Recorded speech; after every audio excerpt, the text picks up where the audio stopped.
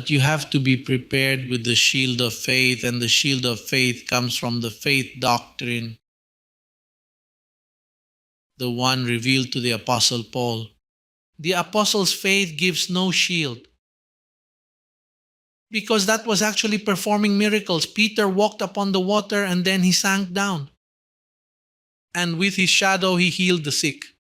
Nevertheless, when he met Paul, he got jealous and made life impossible for Paul. Jealous, he felt envy that Paul had to say to him, look, I was the last one to arrive. Paul had to tell the 11, I was the last one to arrive, but I've done more than all of you.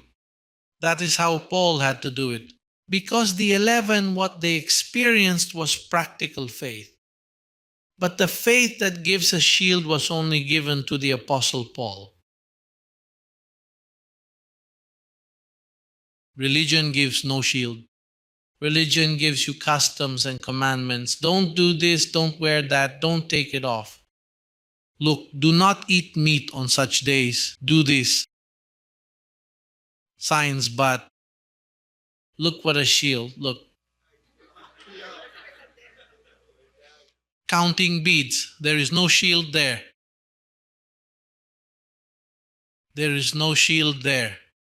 The shield is when Hebrews 5:11 happens.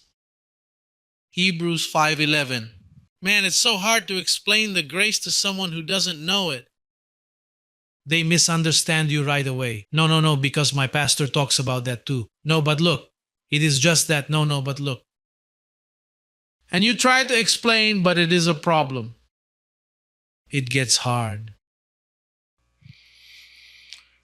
Since you have become dull of hearing, because doctrinal faith works through the ear, with the mind.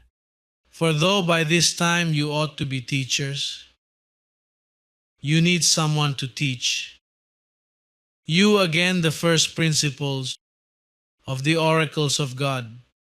For everyone who partakes only of milk is unskilled in the word of what? God's justice, which is by faith, in the word of righteousness. The word of justice is after the cross. Milk is before the cross. The law, milk is the law, the prohibition. Commandments expressed in ordinances. That is what is being talked about here before and after the cross, before Christ died and after he died. The solid arrived, which is the word of righteousness, because it is a child.